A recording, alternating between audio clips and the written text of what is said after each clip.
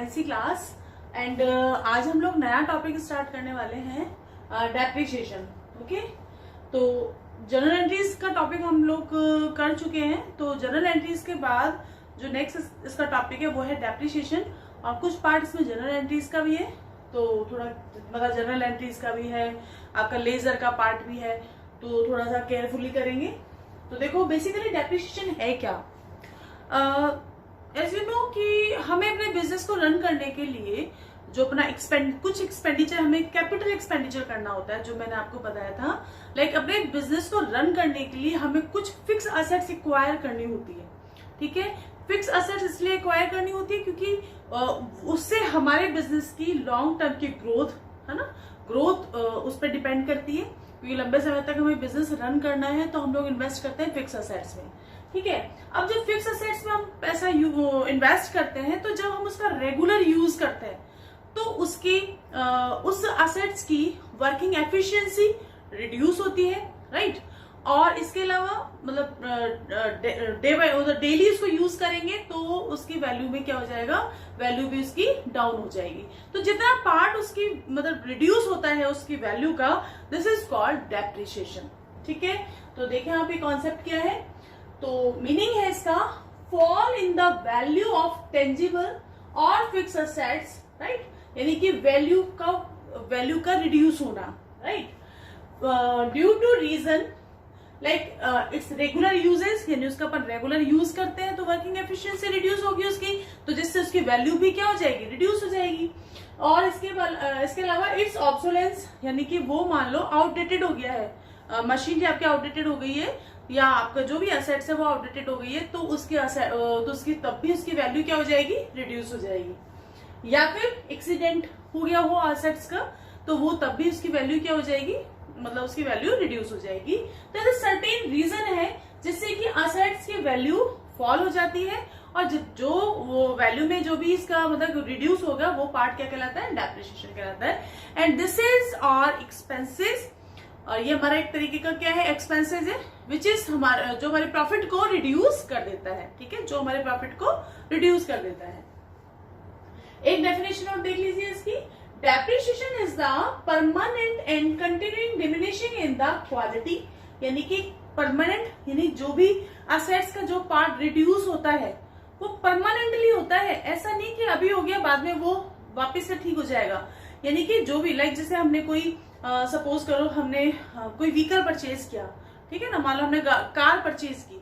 अब कार का जो भी वैल्यू रिड्यूस होगी वो परमानेंटली रिड्यूस होगी, राइट। तो ये क्या है, जो डेप्रिसिएशन यानी जो वैल्यू रिड्यूस होती है वो परमानेंटली होती है ना, और कंटिन्यू लगातार होती है, यानी जब लगातार आप यूज करेंगे तो लगातार उसकी वैल्यू क्या हो जाएगी, रिड्यूस हो जाएगी। डिमिनिशिंग यानी रिड्यूस होना, ठीक है। इन द क्वालिटी, उसकी क्वालिटी रिड्यूस हो जाएगी, क्वांटिटी और वैल्यू ऑफ एन असेट्स, और उस असेट्स की वैल्यू भी रिड्यूस हो जाएगी।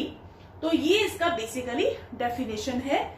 देन आफ्टर हमें अपने अकाउंट्स में डेप्रिसिएशन की वैल्यूएशन करने की रिक्वायरमेंट क्यों है, क्यों हमें डेप्रिसिएशन को कैलकुलेट करना होगा, और क्यों हमें इसको अपनी बुक में प्रेजेंट करना होगा। लाइक हमने ठीक है असेट्स परचेज कर ली, तो हमें क्या ऐसा नेसेसरी है जो हमें ये स्टेप उठाना होगा। तो देखो क्या ऑब्जेक्ट है क्या ऑब्जेक्ट है डेप्रिसिएशन के। लाइक फर्स्ट है टू डिटरमाइन करेक्ट प्रॉफिट और लॉस। ठीक है, यानी कि आपने, जैसे मैंने आपको बताया था कि आपने अपने बिजनेस को रन करने के लिए जो आपने कैपिटल इंट्रोड्यूस की, उस कैपिटल का इन्वेस्टमेंट हमने किया, हमने कुछ फिक्स असेट्स परचेज की, राइट, कुछ हमने गुड्स परचेज किया, ठीक है, कुछ हमने अदर जो एक्सपेंडिचर करने के लिए वर्किंग कैपिटल अपने बिजनेस में सेव करके रखी। यानी कैपिटल का बहुत एक ह्यूज अमाउंट हमारा किस में इन्वेस्ट होता है, फिक्स असेट्स में। तो अब जब हमने बिजनेस स्टार्ट किया तो हमने कैपिटल इंट्रोड्यूस की बिजनेस में।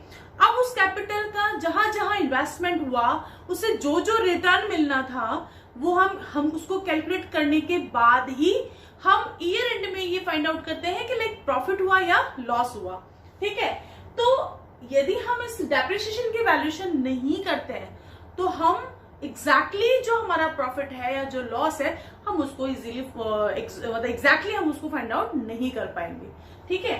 तो आपको अपने करेक्ट प्रॉफिट एंड लॉस के लिए आपको जितने भी आपके during the operating function of your business जो भी आपके एक्सपेंसेस हुए हैं उन एक्सपेंसेस को, जो भी लॉसेस हुए उन लॉसेस को आपको बिल्कुल उसको लिखना जरूरी है, ठीक है। तो इसलिए हमारा जो प्रॉफिट है और लॉस है तभी हम उसको डिटरमाइन कर पाएंगे exactly. Then after to show true and fair views of the financial position.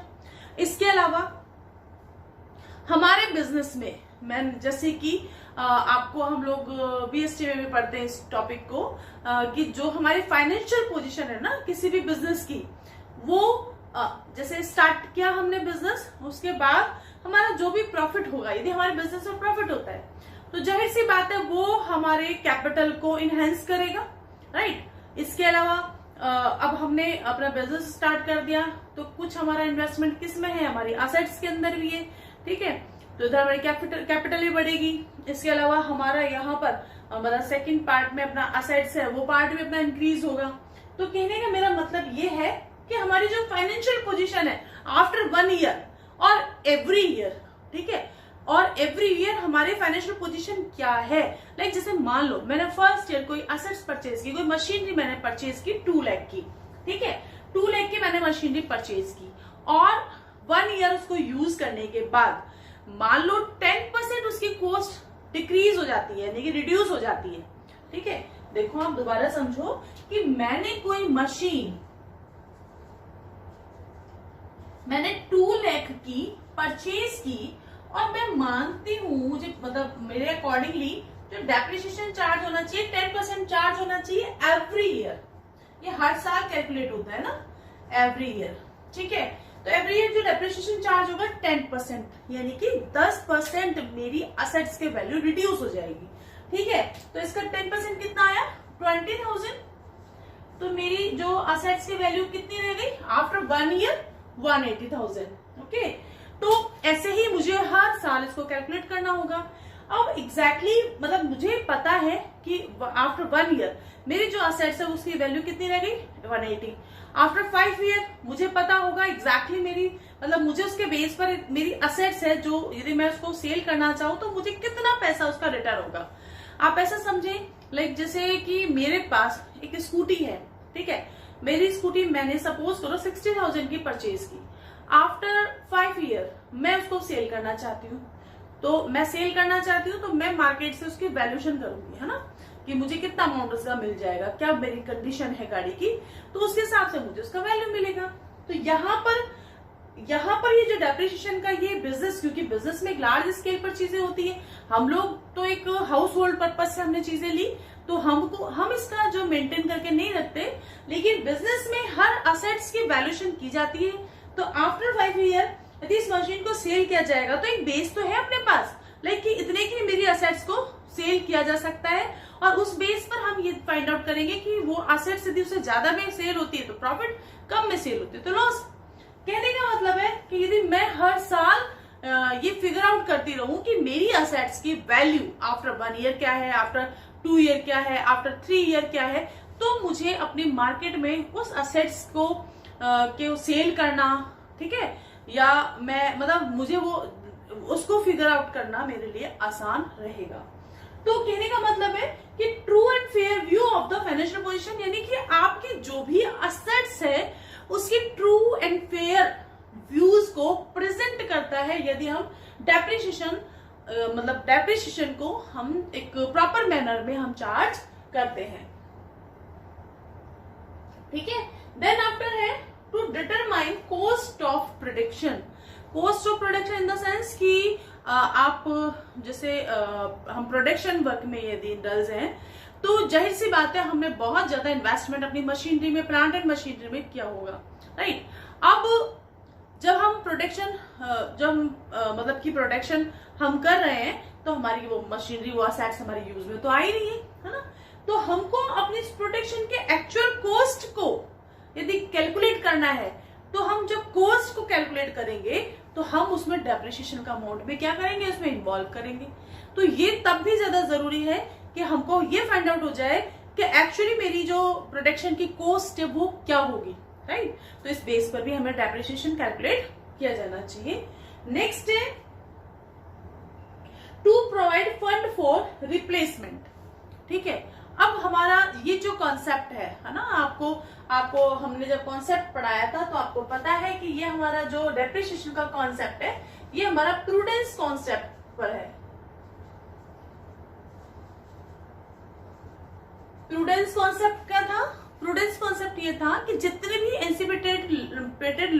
जितने भी एक्सपेक्टेड लॉसेज हैं, जितने भी फ्यूचर एक्सपेक्टेड लॉसेज हैं, आप उनको वैल्यूएशन करेंगे, चाहे आपके एक्सपेक्टेड प्रॉफिट है आप उनको चाहे कितने भी हो, मतलब प्रॉफिट और इनकम कितनी भी एक्सपेक्टेड है उसको हम अपने अकाउंट की बुक में मेंशन नहीं करते, लेकिन जो भी एक्सपेक्टेड लॉसेज है उनको हमें अपने अकाउंट्स बुक में रिकॉर्ड करना होगा।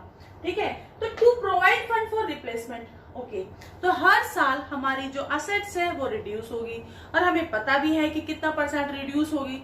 तो जनरली बिजनेसमैन क्या करते हैं कि जैसे जो फिक्स असेट्स है उसमें तो आपको पता ही है कि ह्यूज अमाउंट एक इन्वेस्ट होता है। तो एक मान लो 5 साल बाद सपोज करो मेरी 10 लाख की मशीनरी है वो ऑब्सोलेट हो गई है ना, अब मुझे इसको रिप्लेस करना है। अब 10 लाख रुपीज मैं सडनली अपने बिजनेस से निकालती हूँ तो ये मेरी जो मेरी बिजनेस की लिक्विडिटी को बहुत ज्यादा इफेक्ट डालेगा, है ना। इतना सारा फंड कहाँ से अरेंज करेंगे हम? तो इसके लिए क्या जाता है, जैसे आपको बताया कि एक्सपेक्टेड लॉसेस को अपन को रिकॉर्ड करना होता है। तो हर साल बिजनेस में आपको पता है कि भाई इतना % तो मेरा डेफिनेटली लॉस हो गया होगा, इतना जो डेप्रिसिएशन है ये तो लगेगा ही लगेगा। तो बिजनेस में क्या किया जाता है कि उतना % प्रॉफिट का हर साल निकाल कर प्रोविजन फॉर डेप्रिसिएशन में डाल दिया जाता है, यानी कि एक फंड बना दिया जाता है ना, उस मशीन के रिगार्डिंगली। जैसे ये 2 लाख की मशीनरी है, मैं इस मशीन के लिए एक फंड बना दूंगी, राइट। उस फंड के अंदर मैं वो जो डेप्रिसिएशन का अमाउंट है, यदि हर साल जितना अमाउंट मेरा रिड्यूस हो रहा है, जैसे कि अभी 20,000 है तो ये तो मेरे को हर साल निकालना आसान रहेगा, लेकिन मैं 2 लाख रुपए निकालू 5 साल बाद तो वो तो मेरे लिए बड़ी टिपिकल कंडीशन हो जाएगी मेरे बिजनेस के लिए। तो हम क्या करते हैं, उस फंड में हर साल जितना पार्ट डेप्रिशिएट होता है ना उतना पार्ट प्रॉफिट में से निकालकर हम कलेक्ट करते रहते हैं। तो एक तरफ तो वो असेट्स रिड्यूस हो रही है और एक तरफ हमारे पास वो पैसा क्या हो रहा है, कलेक्ट हो रहा है। ठीक है, तो आफ्टर 5 ईयर आपके पास एक सफिशिएंट अमाउंट होगा कि आप उस मशीन को क्या कर सके, रिप्लेस कर सके। तो ये तभी होगा जबकि आपको एग्जैक्टली आप डेप्रिसिएशन कैलकुलेट करेंगे, तभी उसके अकॉर्डिंगली आप इस फंड को अरेंज कर सकते हैं। ठीक है, नेक्स्ट है to comply with legal provision. इसका मतलब ये है कि अकॉर्डिंग टू कंपनी एक्ट और इनकम टैक्स एक्ट, राइट, और अदर बिजनेस लॉ के अकॉर्डिंगली कुछ डेप्रिसिएशन फिक्स किया हो हर साल, डेप्रिसिएशन की रेट फिक्स की जाती है। जैसे कि डेप्रिसिएशन यानी फर्नीचर है उस पर 10% डेप्रिसिएशन चार्ज होगा, और हेवी मान लो मशीनरी है तो उस पर 20% डेप्रिसिएशन चार्ज होगा। तो ये क्या है कि कुछ परसेंटेज डिसाइडेड है बाय लॉ। ठीक है, तो जब भी आप अपना डेप्रिसिएशन की रेट डिसाइड कर रहे हैं तो दैट टाइम आपको वो स्लैब जो बनाया हुआ है लॉ के अकॉर्डिंगली आपको उसको माइंड में रखना होगा, यानी कि उसके अकॉर्डिंगली अपन को जो भी प्रोविजंस बने हुए हैं, जो लॉज बने हुए हैं डेप्रिसिएशन चार्ज करने के, उसको आपको फॉलो करना होगा, राइट। तो ये जो सर्टेन फैक्टर है, ऑब्जेक्ट्स है, जिनकी वजह से हम डेप्रिसिएशन हमें चार्ज किया जाना चाहिए, जो हमारे फाइनेंशियल पोजीशन के लिए, हमारे अकाउंटिंग के लिए this is very important. Okay, then after हम बात करते हैं कॉन्सेप्ट की कि ये कॉन्सेप्ट है क्या। बेसिकली देखो, means allocation of depreciable value of fixed assets over it's estimated useful life in a systematic manner. ठीक है, इसका मतलब क्या है, अभी आप पहले इसको पॉज करके आप इसको सारे को नोट कर लें, आप इसके ऑब्जेक्ट को नोट कर लें, देन आफ्टर अपन इसके ऊपर बात करेंगे। ओके,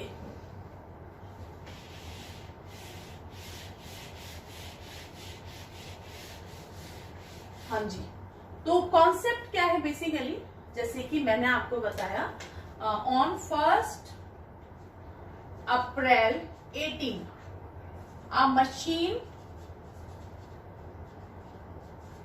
परचेज, मान लो हमने 4 लाख की मशीन परचेज की, ठीक है, and account closed 31 March every year, हर साल 31 मार्च को हमारे अकाउंट्स क्लोज होते हैं।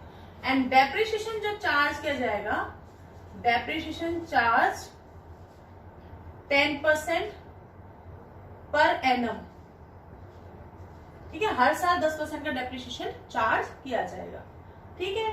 तो फर्स्ट ईयर ऑन 1 अप्रैल 18 हमारी जो मशीन की कॉस्ट है कितनी है, 4 लाख, ठीक है। और हम ऐसा मानते हैं कि इसका जो चलो 10% इसको डेप्रिसिएशन चार्ज करेंगे अपन,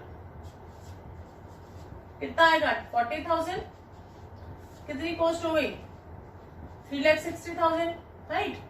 इसके बाद डेप्रिसिएशन अगेंस्ट चार्ज होगा 31 मार्च को, हर साल क्लोजिंग ईयर पे चार्ज होगा ये, तो ये 31 मार्च 19 को चार्ज होगा, ठीक है। देन आफ्टर ये 31 20 को चार्ज होगा, राइट। इसका 10% लगा लो आप, 36,000, कितनी वैल्यू बच गई 3,20,000, फिर 31 2011, फिर डेप्रिसिएशन चार्ज होगा 32,400, ठीक है। तो यानी कि ऐसे हम डेप्रिसिएशन को चार्ज करते जाएंगे, है ना, जितने साल तक इसको चार्ज करने के लिए बोला जाएगा, या फिर जितने साल की इसकी वैल्यू इसकी मतलब यूज में होगी, आएगी या नहीं, है ना। तो अब आप देखो ये क्या कह रहा है कि depreciable value of fixed assets, यानी कि जो इसकी डेप्रिशिएबल वैल्यू है ना, लाइक 40,000, 36,000, 32,400, है ना। तो ये क्या है, डेप्रिशिएबल वैल्यू है। Depreciable value of fixed assets over it's estimated useful life in a systematic manner, यानी कि इस कॉन्सेप्ट में क्या जाएगा कि जो फिक्स्ड असेट्स है इस पे जो डेप्रिशिएबल वैल्यू है ना, उसको हम जितने साल का उसका टाइम है उस असेट्स का, लाइक हमें पता है कि ये मशीनरी हमारी 10 साल वर्किंग कर जाएगी, तो वो क्या है उसका यूजफुल लाइफ टाइम है ना, तो उतने समय तक, है ना, उसको मतलब जो मशीन की कॉस्ट है ना, जितने यूजफुल लाइफ है उसको उतने समय में हमने क्या कर दिया, एलोकेट कर दिया, जिसको बांट दिया। लाइक जैसे 2 लाख की मशीन है, तो मुझे ऐसा लगता है कि मान लो मेरी मशीन मान लो 5 साल चल जाएगी, तो 5 साल में जब मैं उसको डेप्रिशिएट करूंगी तो उसकी जो वैल्यू है मशीन की वो 5 सालों में क्या हो जाएगी, डिवाइड हो जाएगी, ठीक है। तो बेसिकली ये कॉन्सेप्ट ये है कि जो वो लॉस है ना, उस लॉस को किसी एक साल में उसको कैलकुलेट ना करके, सॉरी, जो ये लॉस या एक्सपेंसेस है इसको किसी एक साल में कैलकुलेट ना करके उसको पूरी यूजफुल लाइफ जो उसकी है उसमें उसको एलोकेट करना, यानी हर साल उसको मतलब कि हर साल उसके जो है कैलकुलेशन उसको करना है, ठीक है।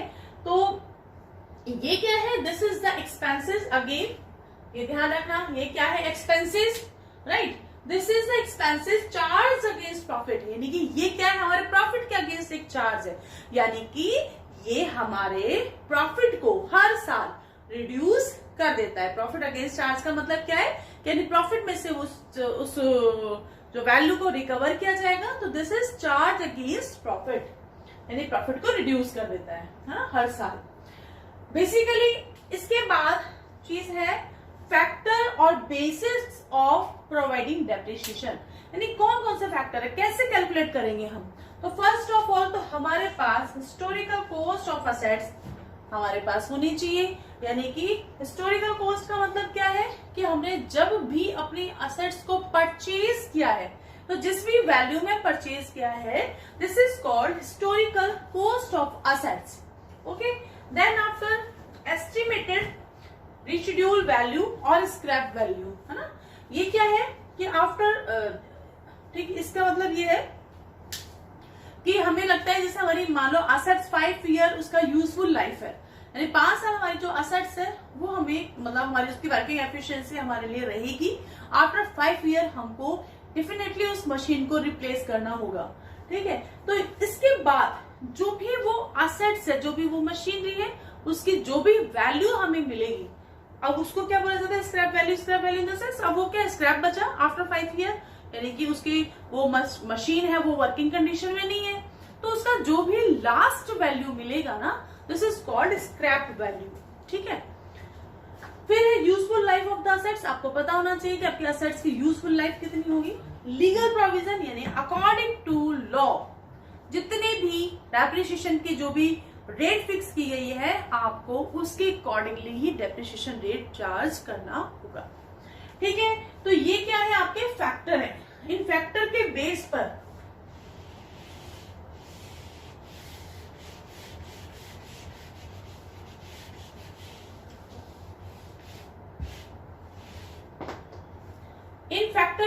पर हम डेप्रिसिएशन चार्ज करेंगे।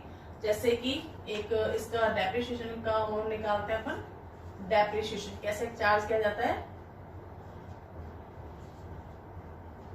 Is equal to cost of assets minus scrap value upon useful life of assets. ठीक है। तो आपको कॉस्ट ऑफ असेट्स गिवन होगी और स्क्रैप वैल्यू यानी कि उसका हम 5 साल बाद जितने भी साल बाद उसको सेल करेंगे तो क्या वैल्यू हमें मिल जाएगा, कितने साल की उसकी यूजफुल लाइफ है। ठीक है। तो वो जो अपन इसको निकालेंगे तो ये क्या जाएगा, अपना डेप्रिसिएशन का अमाउंट आ जाएगा। ठीक। और रेट ऑफ डेप्रिसिएशन कैसे निकालते हैं,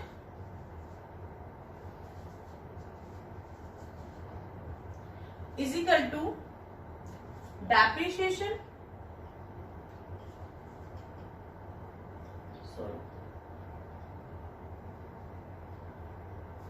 इसके स्पेलिंग गलत लिख दी, DEPRECIE। Depreciation upon cost of assets. ठीक है। कॉस्ट ऑफ असेट्स कौन सी आएगी इसके अंदर, कॉस्ट माइनस स्क्रैप इनटू 100। तो क्या आ जाएगी, आपके डेप्रिसिएशन की परसेंटेज आ जाएगी। राइट। अब इसको अपन एक एग्जांपल के थ्रू इसको समझेंगे, लेकिन उससे पहले आप इसको पॉज करके ये आप सारा नोट कर लें। राइट।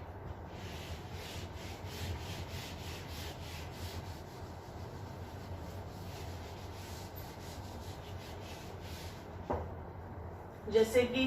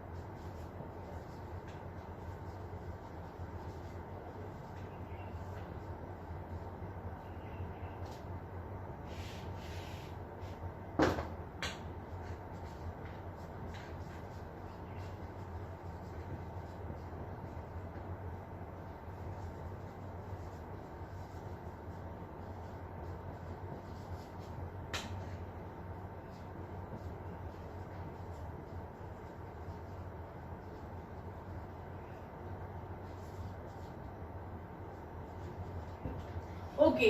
तो हमने क्वेश्चन ड्राफ्ट किया है, देखिए आप। अ मशीनरी परचेज ऑन 1 अप्रैल 18 2,20,000। कितने की परचेज की हमने, 2,20,000 की। अकाउंट्स क्लोज हो रहे हैं हमारे 31 मार्च एवरी ईयर, है ना। और after 10 year it's scrap value is 20,000, यानी कि 10 साल बाद यदि इस मशीन को मैं सेल करूंगी तो इसकी स्क्रैप वैल्यू मुझे कितनी मिल जाएगी, 20,000 मिल जाएगी। समझ में आ गया। तो आपको क्वेश्चन में ये एलिमेंट गिवन होंगे। अब आगे लिखा हुआ है find out depreciation amount, find depreciation amount और रेट ऑफ डेप्रिसिएशन। अब आपको ये कैलकुलेट करना है, ये क्वेश्चन में आपको लिखा हुआ आएगा ऐसे। राइट। अब अपने पास फॉर्मूला है तो अपन निकाल लेंगे। कैसे निकलेगा? डेप्रिसिएशन ऑन असेट्स कैसा आएगा ये?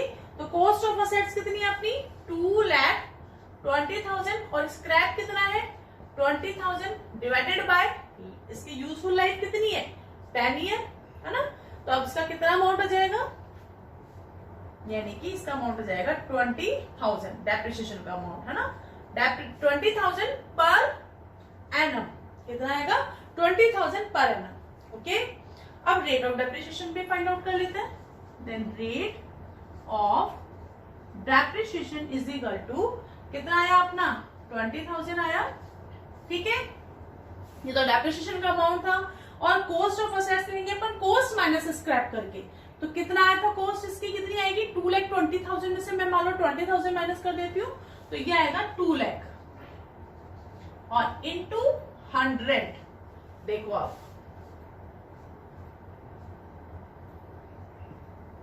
कितना आया? 10% आ गया। यानी कि हर साल हम 10% यदि इसको एप्रिशिएट करेंगे तो 10 साल में जाकर इसकी वैल्यू क्या हो जाएगी? खत्म हो जाएगी। तो ऐसे क्वेश्चन आ सकते हैं जिसमें कि आपको डेप्रिसिएशन का अमाउंट फाइंड आउट करना पड़ेगा। तो आप पॉज करके इसको नोट कर लें, क्योंकि इसका अगला स्टेप होगा कि हमें कितने मेथड से हम डेप्रिसिएशन चार्ज कर सकते हैं और कैसे उसकी हम मतलब उसको रिकॉर्ड कैसे करेंगे। तो फर्स्ट तो ये है कि आप फाइंड आउट कैसे करोगे। तो इसको पॉज कर रहे हैं, आप इसको लिख लें। ये फॉर्मूलाज है, ठीक है।